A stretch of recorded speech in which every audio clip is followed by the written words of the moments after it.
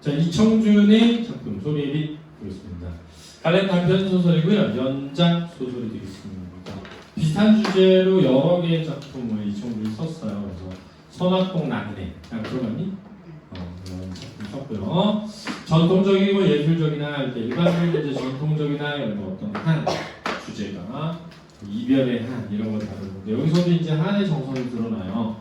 근데 전통 예술인 판소리를 다루고 있다는 점에서 전통적인 면이 있고요. 1960년대 전남 안도 지역을 배경으로 해서 주제는 소리를 통한 한의 예술적 승화를 다루고 있습니다. 판소리. 자, 그럼 한번 보도록 하죠. 여자가 이윽고 뭔가 사내를 달래는 듯한 목소리로 말하며 자리를 고쳐 앉았다. 그리고 지금까지 그녀 앞에 안고 있던 북통과 장단 막대를 말없이 사내 앞에 밀어 놓았다. 뭐 해달라는 거야? 장단을 쳐 달라. 연주 좀 해줘. 노래할게. 그렇지, 알았지? 소리를 청해 들을 양이면 이제부터 장단을 잡아달라는 시입니다. 소리를 청한다면 너가 북 좀 쳐봐. 소리를 청해 들을 만한 사람에겐 흔히 해온 일이었다. 여자가 그전에도 그런 행동을 했었다는 거예요. 여자는 의뢰 손님의 솜씨를 믿는 얼굴이었다. 여자의 갑작스러운 주문에 이번에는 오히려 사내 쪽이 뜻밖인 모양이었다. 여자가 밀어보낸 북통을 앞에 한 사내의 눈길엔 졸지에 일을 당하고 당황해하는 빛이 역력했다. 여기서 졸지에 일을 당하고 뭐야? 장단을 쳐줘. 알았지? 연주를 해줘. 이런 거 박자 좀 맞춰봐. 하지만 그 보이지 않는 여자의 눈길은 장님이야. 거의 일방적으로 손님을 강요해 오고 있는 시기였다. 하도 오래 손을 잡아본 일이 없어서 내 장단이 자네 소리에 잘 맞아들지 모르겠네. 사내도 마침내는 여인을 피할 수 없다고 생각한 듯. 자, 여기서 여인을 피할 수 없다는 게 뭐야? 여인의 요청? 네. 천천히 자기 앞으로 북통을 끌어당겼다. 그로부터 여자 술손님 다시 소리로 꼬박 밤을 지새듯 했다. 여자는 이제 숨이 짧은 단가에서 본격적인 판소리가 나고 손님을 휘어잡아 나갔다. 쑥대머리 귀신 형용 정막 욱방 한 자리에서부터 춘향과 옥중비가 한 대목을 넘어가고 춘향과의 옥중비가라고 있단 말이야. 그렇지? 감옥에 갇힌 누구? 춘향의 슬픔을 노래하는 거야. 흥보가 중에 흥보 매풍팔이며 신세 한탄 늘어놓는 진양 쪼한가락 엮어내고 진양초는 느린 가락이죠.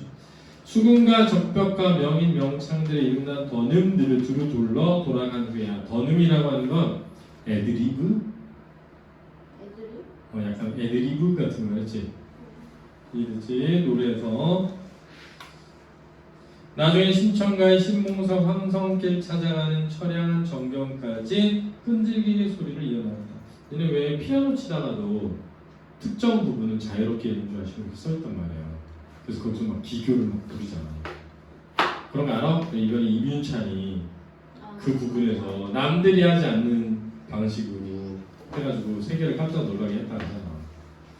그 라흐마니노프 3번 할 때 남들이 하는 그 부분에서 하는 게 있대. 근데 그걸 안 하고 딴 거라고. 놀라운 것은 지칠 줄 모르는 목소리뿐만 아니라 술손의 장단가락 솜씨 또한 예상 아니었다는 것이다. 한가락 했다는 거 그렇지? 왜 오빠잖아. 여자애 이복 오빠. 그러니 형제는 아니고 실제 피는 안 섞인.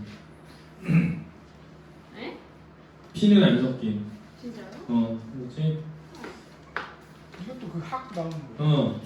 춘향이 옥중가한 대목이 어떠시오? 흥부가 외품발에 달한 신세 타령한 대목 어떠시오? 여인의 소리라는 대목 할 때마다 손님에게 의향을 묻곤 했다. 그럴 때마다 손님은 그거 좋겠네 화답을 보내며 여자가 첫 소리를 시작하자마자 곧바로 장단가를 해봐달라고 했다. 느리거나 빠르거나 여인의 소리가 시작되는 사내를 마치 장단을 미지 외우고 있는 것처럼 익숙했다.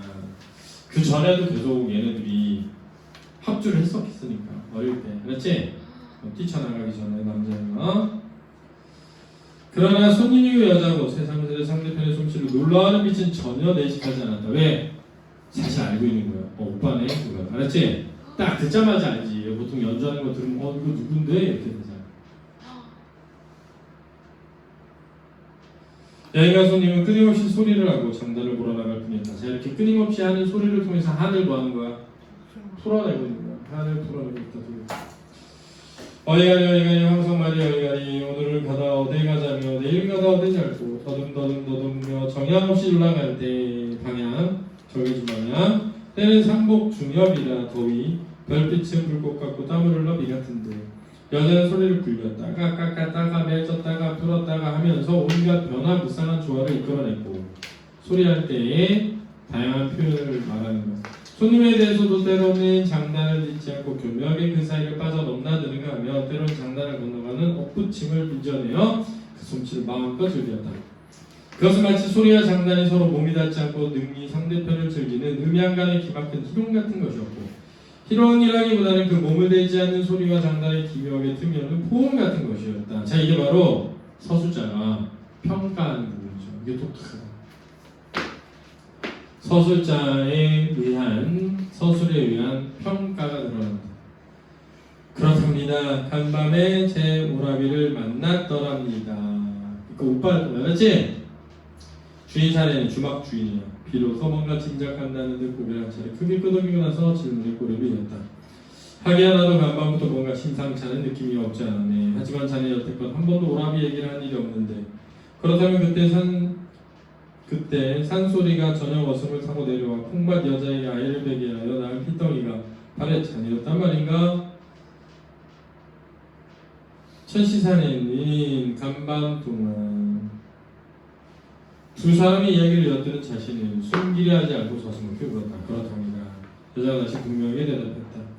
사내 앞에서 이제 아무것도 숨길 필요가 없다는 식이었다. 하지만 오라비는 어젯밤 일부러 그 핏덩이가 계집아이였다는 것을 말씀은 참아버리셨어. 그 소리꾼 노인이 어린 핏덩이를 쌓고 마을을 떠날 때 어린 당신도 길을 함께 하고 있던 일까지 오라비는 제 기억에 안 닿을 만한 일만 말하고 기억에 살아있는 뒷날일은 입을 덮고 마시더이다. 밝히지 않았다는 거예요. 하지만 전 알고 있었다는 거예요. 그리고 나서 여자는 그녀가 기록할 수 있는 옛날 일 몇 대목을 사내 앞에 조용히 털어놓았다. 소리꾼 아비는 자 이게 이제 여자의 과거고 여수능적 구성이죠. 나의 연애는 오늘을 앞세고 이 마을 저 마을 소리로 끼니를 빌고 돌아다녔다고 했다. 그러면서 아비는 철거 들기 전에 두 어린 것에게 소리를 시키는 것이 소원이었던지 틈만 나면 성화가 대단했다. 열정이 대단했다.